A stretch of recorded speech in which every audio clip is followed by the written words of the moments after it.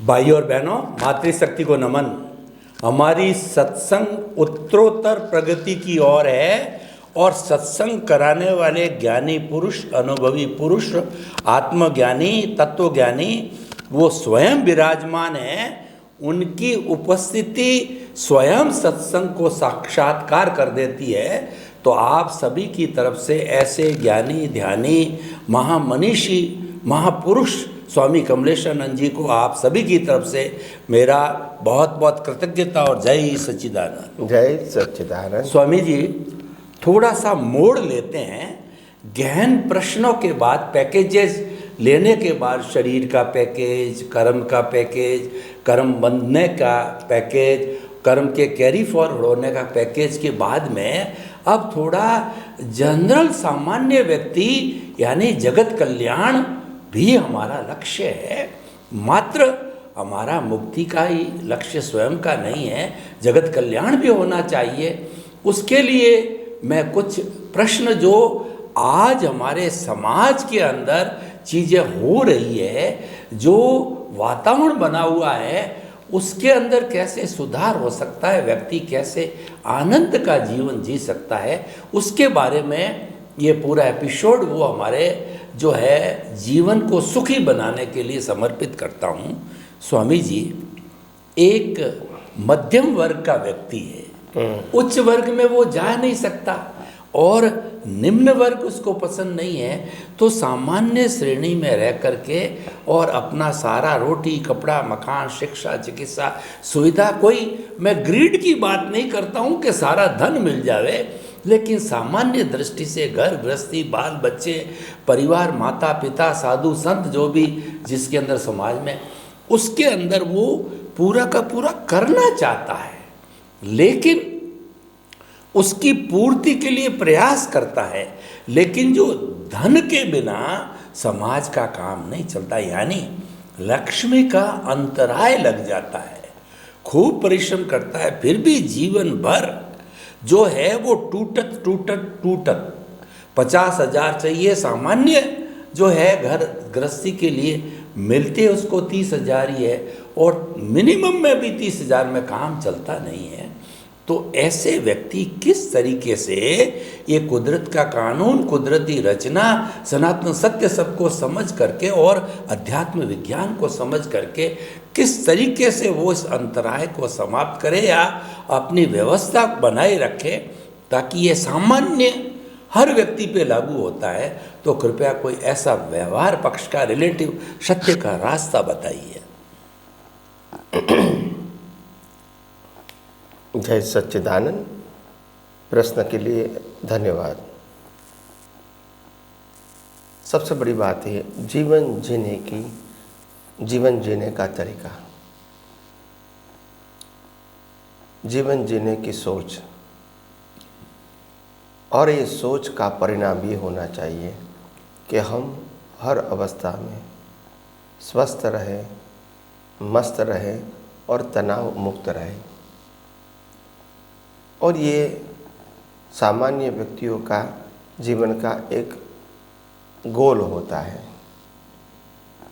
और आध्यात्म विज्ञान इस गोल की पूर्ति के लिए किस प्रकार से वो सहायक बन सकता है। बात सही है, लोगों को आखिर अपना जीवन सुख शांतिमय और बिना तनाव जीने का ही एवरेज पीपल का लक्ष्य होता है।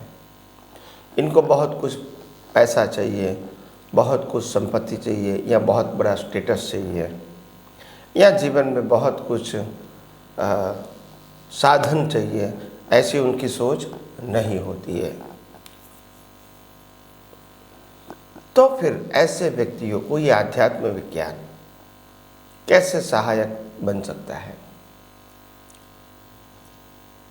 बात सिंपल है कि ये आध्यात्म विज्ञान आपको हर परिस्थिति में, अगर ये विज्ञान समझ में आ जाए, तो सबसे पहला बेनिफिट है मन वचन काया की जो अवस्था है, आधि, व्याधि और उपाधि। आधि का मतलब होता है केवल मानसिक दुख, व्याधि का मतलब होता है केवल शारीरिक दुख, और उपाधि का मतलब होता है फ्रॉम आउटसाइड, जो बाहर से आती है। वो व्यक्ति के रूप में भी हो सकती है, साधन के रूप में भी हो सकती है, और अवस्था के रूप में भी हो सकती है। तो ऐसी आधि व्याधि उपाधि तो कर्म फल स्वरूप आएगी। राम, कृष्ण और महावीर को भी आई थी। तो उसमें हम समाधि की अनुभूति कैसे कर सकते हैं?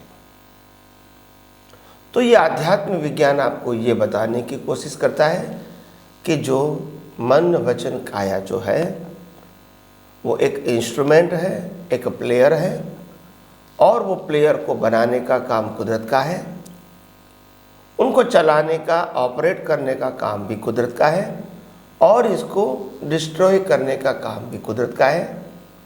और ये मन वचन काया के साथ जुड़ा हुआ सत्ता, संपत्ति, संबंध और साधन देने का और वापस लेने का काम भी कुदरत का है। और इसके अलावा बचपन, युवानी, बुढ़ापा भी ये मन वचन काया की ही अवस्था है। और अंत में जीवन का जब अंत होता है तो ये शरीर भी कुदरत अपने आप पंचमहाभूतों में विलीन कर देता है। तो जब हमको समझ में आता है कि ये पूरा पैकेज जन्म से मृत्यु तक का पूरा मन वचन काया का पैकेज का क्रिएटर, ऑपरेटर, डिस्ट्रॉयर अगर कुदरत है, तो हम इसको कुदरती रचना क्यों नहीं देखें? ताकि अगर मन वचन काया को आधिवादी उपाधि का अनुभूति है तो वो आपको नहीं होगी, क्योंकि आपको मालूम है कि मन वचन काया को बनाने, चलाने और अंत करने वाला कौन है? कुदरत है। तो अवस्था रहेगी मगर अंदर तनाव नहीं रहेगा। ये सिंपल बात है। और दूसरी बात यह है, अगर मन वचन काया से जुड़ी हुई साधन, संपत्ति, संबंध और सत्ता अगर हमारा है तो उसमें दो कारण होते हैं। या तो हम लेकर आए हैं तो लेकर तो आए नहीं है, या लेकर जाएंगे तो जाएंगे भी नहीं। उसका मतलब तो सिंपल है, न हमारा था, न हमारा है, और न हमारे पास रहेगा। और जो टाइम बीइंग मिलता है वो तो अवस्था के रूप में, भुगतान के रूप में है, मालिकी के रूप में नहीं है। तो फिर तनाव क्यों? अगर 5 करोड़ रुपया आ भी गया तो कोई हम सुखी नहीं हो जाएंगे, और आने के बाद चला गया तो भी हम दुखी नहीं होंगे। मगर मानसिकता से लगता है कि आया तो मेरा है और गया तो मेरे पास से गया। ये अज्ञानता है। आया तो भी कुदरती रचना और गया तो भी कुदरती रचना। और अगर नहीं गया और रहेगा तो भी किसके पास जाएगा? कुदरत के पास जाएगा, क्योंकि पहले भी लेकर नहीं आए थे। तो ये सिंपल समझना है। उसमें आपको मोक्ष में जाना है वो जरूरी नहीं है, मगर जीवन जीने के लिए, एक तनाव मुक्त जीवन जीने के लिए, टेंशन मुक्त जीवन जीने के लिए, बोझा मुक्त जीवन जीने के लिए ये आध्यात्म विज्ञान आपको सरल, सहज और सुगम रास्ता बताते हैं। और ये वास्तविकता है। क्या है? वास्तविक। ये सनातन सत्य है। ये कुदरत का कानून है। ये कोई धर्म संप्रदाय का कानून नहीं, और ये कोई व्यक्तिगत बात भी नहीं है। तो एक दिन तो हमको आगे बढ़ने के लिए सनातन सत्य को समझना पड़ेगा।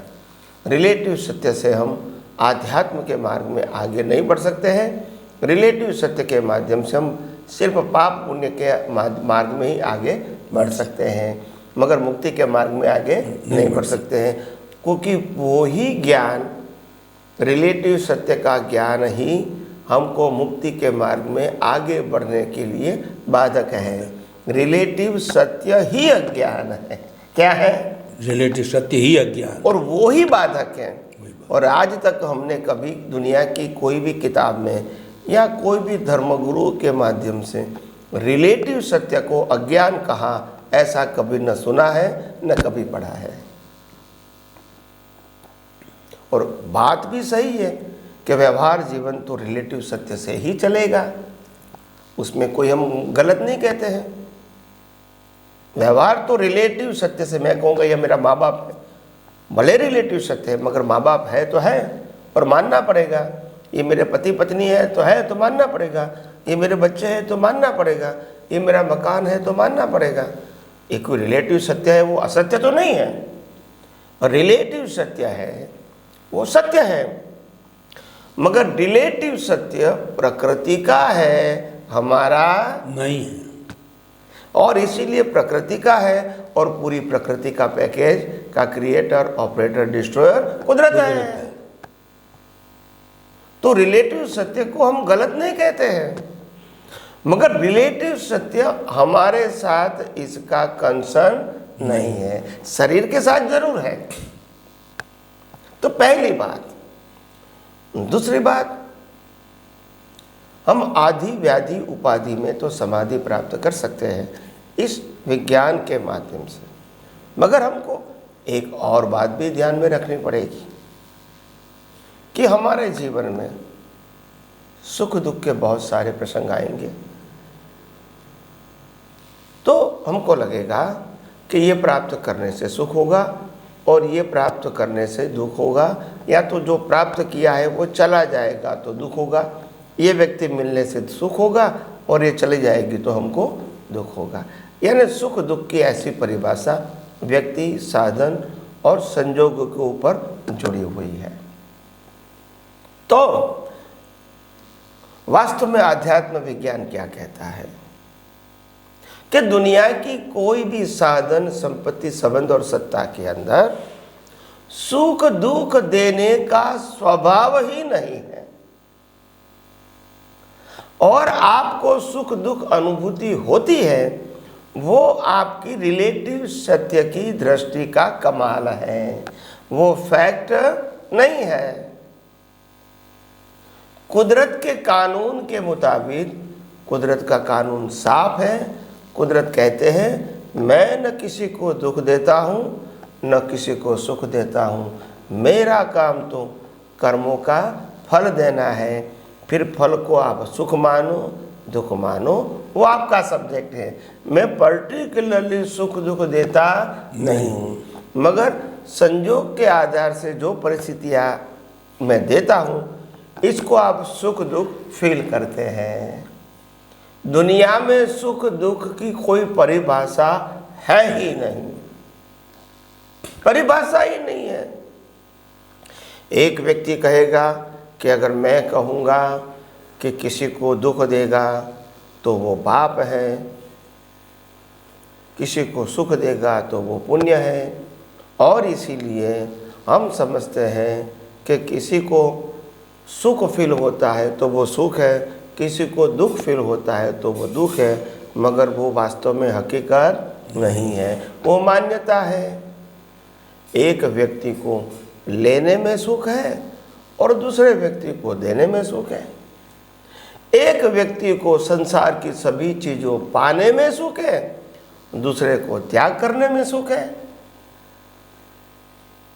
एक व्यक्ति को शादी करने में सुख है, एक व्यक्ति को शादी न करके सन्यासी रहने में सुख है। तो ये कोई सिद्धांत है या व्यू पॉइंट है? ये तो व्यू पॉइंट है। व्यू पॉइंट, ये कोई सनातन सत्य वाली बात नहीं है, ये रिलेटिव सत्य है। सबका अपना अपना व्यू पॉइंट हो सकता है।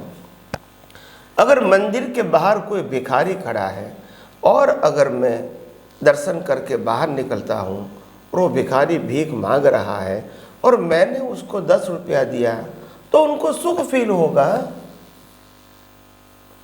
और वही मंदिर के बाहर कोई BMW लेकर आता है और उनका पूरा परिवार दर्शन करके बाहर आता है, मैं उनके मालिक को भी 10 रुपया देता हूँ तो उनके लिए इंसल्ट है। तो सुख दुख को कोई परिभाषा है? वो तो व्यू पॉइंट है सबका। ये कोई सनातन सत्य डेफिनेशन नहीं है, मान्यता मान्यता है, भ्रांत मान्यता। भ्रांत मान्यता है। तो इसीलिए जगत में सुख दुख जैसी कोई चीज़ नहीं है, और जो कुछ भी संयोग मिलता है वो हमारे कर्मों के भुगतान के लिए मिलता है, और इसीलिए इसके लिए किसी के ऊपर ब्लेम और क्लेम करने की आवश्यकता नहीं है। तो ये दूसरी बात है। तीसरी बात आपको मैं बताऊं, जन्म, जीवन और मृत्यु। कभी किसी को ऐसा लगता है कि युवानी जीवन में लंबे समय तक चले, और कभी बुढ़ापा आता है तो लोगों को लगेगा बुढ़ापा जल्दी खत्म हो जाए। कभी बुढ़ापा में लगता है कि इससे तो बच्चा था तो अच्छा था, कोई टेंशन तो नहीं था, खेलना, कोई जिम्मेदारी नहीं थी, घर परिवार नहीं था, शादी नहीं थी, बीवी बच्चे नहीं थे, कितना अच्छा जीवन था। तो ऐसे हर परिस्थिति में लोगों को अच्छा बुरा लगता है। तो कुदरत क्या कहती है, ये सभी प्रकार की अवस्था जो बचपन है, युवानी है, बुढ़ापा है, कुदरत कहता है मैं आपको ये अवस्थाएं देता हूँ क्योंकि उसी प्रकार से आपको भुगतान करना है। जो बच्चा 10-15 साल की उम्र में नाता धोता है तो उनके लिए माँ बाप जिम्मेदार होते हैं सभी क्रियाओं के लिए, और बच्चे को तैयार करना ये जिम्मेदारी माँ बाप की होती है। बच्चे को कोई टेंशन नहीं होता है, तैयार होता है मगर टेंशन। युवानी होती है तो तैयार होने में फटाफट हो जाता है, पर एक मोह भी होता है। क्या होता है? मोह। मगर फिर भी उस क्रिया को हम परिश्रम युवानी में नहीं मानते हैं। मगर जैसे ही बुढ़ापा आता है तो ऐसी हर चीज हमको करनी तो पड़ती है, मगर एक बोझ लगती है। क्या लगती है? बोझ। हाँ, और फिर एक प्रोजेक्ट जैसा लगता है कि स्नान करना एक प्रोजेक्ट है, खाना खाना एक प्रोजेक्ट है, सोना एक प्रोजेक्ट है, घर से बाहर जाना एक प्रोजेक्ट है। ये ना प्रोजेक्ट लगता है। उम्र होने के बाद हर क्रिया होती तो है मगर वो इजी नहीं लगती है। कोई कहता है कि स्नान कर दो, नहीं तो युवाओं को कहेंगे तो हाँ अभी स्नान कर लेता हूँ, फटाफट करके तैयार हो जाए। जब बूढ़े व्यक्ति को कहेंगे आपको स्नान करना है तो बोला अब थोड़ा समय लगेगा मेरे को, आप जल्दबाजी मत करना, धीरे धीरे मैं जाऊँगा, बाथरूम में लेटरिन होगा, फिर ब्रश करूँगा, दाढ़ी करूँगा, स्नान करूँगा, फिर कंघी करूँगा, ये सब कुछ करूँगा तो टाइम लगेगा, ये मेरे लिए भी इतना आसान नहीं है। तो कहने का मतलब ये सब कुछ अवस्थाओं के अधीन होता ही रहेगा, ये कोई नई बात नहीं है। मगर कुदरत कहती है ये सभी अवस्थाएं जो आती हैं, बचपन, युवानी, बुढ़ापा, ये जीवन का एक हिस्सा है और सभी को आता है। इसमें आनंद सुख की बात नहीं है, मगर आपको भी तनाव महसूस करने की ज़रूरत नहीं है। आपको ऐसी ही अवस्थाओं के अंदर भी समझना है ये प्रकृति भी कुदरत की है और रचना भी कुदरत की है और अवस्थाएं भी कुदरत की है। आपको इसको देखना और जानना है और इसको बाईपास करना है ज्ञान दर्शन से कि ये अवस्था आई नहीं है, जा रही है। क्या है? जा रही। और एक बार जाएगी, वो दोबारा वापस नहीं आएगी। तो इसीलिए एक बार जो परिस्थिति आई वो बार बार आएगी और इसका तनाव महसूस करना मानसिक रूप से वह उचित नहीं है। तो आइए हम आध्यात्म विज्ञान के अंदर और आगे एपिसोड में और नई बात आपके सामने पेश करेंगे। तब कब के लिए जय सच्चिदानंद। स्वामी जी आपका बहुत बहुत धन्यवाद। 100 बीमार एक अनार। पूरे ग्रस्त जीवन के अंदर चाहे सन्यासी जीवन भी हो तो कर्मों के अनुरूप, भुगतान के अनुरूप आदि व्याधि उपाधि आती ही है। आपने एक थंब रूल दे दिया, आपने एक सनातन सत्य का ऐसा फॉर्मूला दे दिया, आपने जो है पूरा एक ऐसा प्रकरण, एक पूरा पैकेज दे दिया जो हर अवस्था के अंदर, मतलब कुदरती रचना अगर व्यक्ति देखता रहता है तो हर तरह की आदि व्याधि उपाधि में वो समाधि रख सकता है। स्वामी जी आपका बहुत बहुत धन्यवाद, कृतज्ञता और जय सच्चिदानंद। जय सच्चिदानंद।